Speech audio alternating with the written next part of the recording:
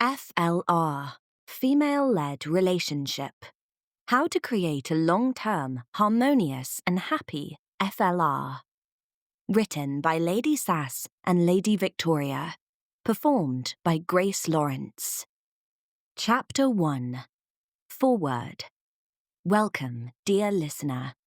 This audiobook is about FLR, which is short for Female-Led Relationship, i.e., a relationship in which the woman is in charge. The woman leads and decides. The man follows. There is a deliberate shift in power. Our audiobook is aimed at both women and men, whether they are completely inexperienced or have been working with FLR for years is irrelevant. We have created this audiobook with the aim of producing the most realistic, authentic, practical and helpful FLR audiobook on the market. We want to report on the subject in a contemporary and honest way. In doing so, we let numerous FLR couples have their say. In our experience, the impetus for FLR comes from the man in 2 out of 3 cases. But more and more women are also getting a taste for it and are curious about this very special form of cohabitation. We know from emails from our listeners and readers that it is particularly common for the man to be SM experienced and submissive, for the couple to have just found each other, and for the woman to suddenly find herself confronted with inclinations that she has never had any contact with before. SM? That's some kind of smut, the woman thinks. They think of fierce dominatrices in vinyl and leather, swinging long whips and screaming at men, trembling with fear. "Lick my boots, you worm." No thanks, that's certainly not for me, the woman often thinks and wants to give up the relationship with a heavy heart. But stop. Wait a minute, please. We can reassure you. Fortunately, SM is absolutely not like that. Before relationships that have just begun, so hopefully, break up, we ask you to accompany us for at least a few pages and give it a chance. You can always say no thank you afterwards. Incidentally, you can also have an FLR without any BDSM elements, but you don't have to. It should be said that there is no such thing as the only true FLR relationship. Every couple can choose for themselves how they want to organize their FLR. That's why this book is neither an FLR law book nor an infallible FLR Bible, but a source of inspiration that doesn't want to dictate anything.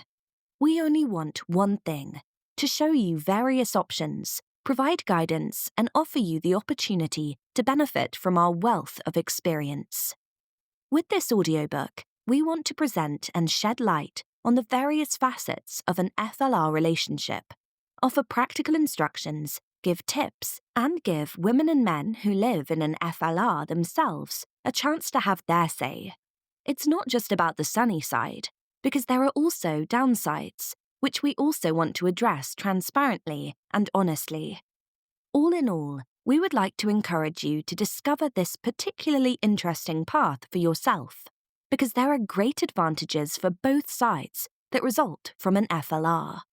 So, come with us into a world that can be extremely appealing for couples. Cordially, Lady Victoria and Lady Sas. Lesson 1. What is an FLR and what is not? The term female-led relationship sums it up well. In an FLR, there is a clear shift in power that is desired by both sides. The woman leads, the man follows. An FLR is a couple relationship with a shift in power in favor of the woman. A man who subordinates himself in an FLR does so voluntarily and because he likes it. In most cases, an FLR is led by a couple who have a preference for BDSM, i.e., a mistress and a sub. But that doesn't have to be the case. An FLR can also exist and be happy without SM. Only a shift in power is necessary. The two partners are not on an equal footing and do not have equal rights, but have agreed that the woman is in charge. Lady Catherine says, "What makes an FLR? In short, she is the boss." However, An FLR should not be confused with a relationship that looks like a constant S&M session in which the woman is permanently dressed up as a stylish mistress in high heels, wearing a sexy fetish outfit, and strutting around the household with a crop in her hand, arousing and entertaining the sub with hot games. Sorry, dear men, an FLR is not a long-term session. Lady Catherine says, "We met at a kinky party, played together, fell in love, and then finally moved in together as lovers. We have an FLR because it suits us both. It's just the way we are. But it's not like we're always dressed up in fetish outfits and behaving like that, like in an S&M session. That would be far too exhausting for us. As a rule, we lead a completely normal life together, with the important difference that I actually decide what couples usually decide together. I lead my life in such a way that both of us are happy with it. Well, especially me, of course." Mistress Lena says, "I think every woman has to find her own form of FLR and shape it the way she wants to. I, for example, would feel uncomfortable if I only enforced my own wishes and ideas. I don't want to be a tyrant. A queen and autocrat, yes, but one who also has an ear for her sub. I involve my sub in important decisions by listening to what he wants or likes. In the end, I decide, but this decision is never made alone. Rules are important in an FLR. They are, so to speak, the rules of the game, and guidelines that should contribute to a happy relationship. Without rules, chaos would reign, and misunderstandings would quickly arise. Arguments would be inevitable. Rules are essential for a functioning relationship. Harold says, "Happy wife, happy life. I made a conscious decision to have an FLR because it suits my nature. In the beginning, we still had SM sessions very, very often. It's taken a back seat since we've had small children. Now, everything in our lives revolves around the kids, which is a good thing. Nevertheless, we have kept our FLR the same. My wife decides and leads, and I do my best to do my bit to make it work. My wife decides who does what, and that's how we do it. It works, and I think we're both doing very well with it." Harold's quote makes it clear that an FLR offers advantages for both sides if it is conducted amicably. It is important to us to make clear the possible range that an FLR can have. To this end, we have divided the FLR into 10 possible facets, which we will present below. These 10 facets are just examples. Each couple can design their FLR individually as they wish. The 10 facets are intended to illustrate what is possible. For example, FLR characteristic number 1, 70% power shift, 0% SM. The couple has a conventional relationship at eye level, but she has 70% of the decision-making power and leads the relationship. The woman decides, the man follows. The man can also bring in his own ideas and wishes, but in the end, the woman decides. There is no such thing as SM. The woman decides when, how, and where sex takes place. There is no humiliation by the woman. She rules for the benefit of both and makes sure that her partner also has a nice and pleasant life. They treat each other with respect, love, and trust. FLR characteristic number 2, 100% power shift, 0% SM. Even with this form of FLR, there is no mistress and no sub, i.e., no SM. Now, the shift in power is complete. The woman decides everything and absolutely. She can listen to her husband, but she doesn't have to. This form of FLR would make sense, for example, with a woman who is very good at managing and organizing, is a dominant leader, and makes good decisions, while the man likes to be passive. Perhaps he is a scientist who only has his research on his mind and is happy to leave the rest of the world to his wife, who has everything under control. FLR characteristic number 3, 70% power shift, slight SM elements. The man feels like a sub and wants a relationship with S&M elements. His girlfriend, however, has no experience as a mistress and is rather dismissive or at least skeptical of S&M. even a little afraid of it. After all, she can well imagine being worshipped and pampered by her man like a queen and making the decisions in the relationship. She also has no problem with his shoe and foot fetish, because for her, this means regularly receiving beautiful high heels as gifts and passionate foot massages. FLR characteristic number 4. 80% power shift, light SM. She dominates most of the time, but he only does so sometimes. The couple loves kinky games, where she is dominant and he is submissive. FLR characteristic number 5. 100% power shift with SM.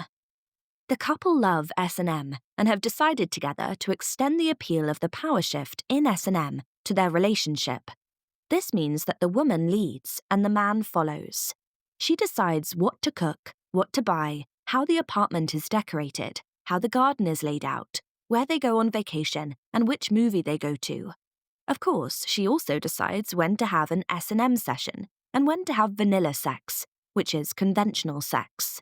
Mistress Kristen says, "It appeals to both of us when I decide what is done at home, and he submits to me and respects me as his mistress. We don't argue or fight. It makes our relationship feel more harmonious than with others." FLR characteristic number 6. 100% power shifting, SM, and cuckolding. Like FLR 5, but here the woman's freedom is even greater. She can have fun with other men without having to keep it a secret. This is because her partner finds it arousing to be degraded to a cuckold. It is a humiliation that he finds sexually arousing. On the other hand, the man is exclusively bound to the woman. He is not allowed to get involved with other women. He is even strictly forbidden from flirting with other women or satisfying himself with porn. His wife and mistress has absolute control over his sex life. FLR characteristic number 7. 100% power shifting, SM, and cuckolding C2. A C2 cuckold rarely has sex with his wife and mistress. He enjoys being humiliated as a cuckold and encourages his wife's infidelities. Happy wife, happy life is the motto. The main thing is that the wife is happy. FLR expression number 8. 100% power shift, SM, and cuckolding C3 never inside. As cucky C3, the man no longer has intercourse with his wife. He is occasionally allowed to satisfy himself under his wife's supervision, serves as a sub, and enjoys his life as a slave. FLR expression number 9. 100% power shift, SM, and cuckolding C3 never inside, and permanent chastity. In addition to FLR 8, the cucky is locked with a penis cage to which only the mistress has a key. Her power is absolute. She controls and dominates everything from leisure activities to finances. FLR version number 10. 100% power shift, SM, and cuckolding C3 never inside, permanent chastity, as well as sissification. An even greater increase is difficult to imagine. As a cucky C3, the man no longer has intercourse with his wife anyway, who absolutely dominates him as his mistress. So the idea of feminizing him and training him to be a sissy is obvious. A sissy is a dick girl who sees herself as a woman, dresses sexy in pink, serves dicks, and is also passively available for worship. For example, the sissy can stimulate the woman's lover if she so wishes. Sissies are women with a certain something, so they are no longer real men. It excites them to be dominated as a submissive slut and to be sexually available.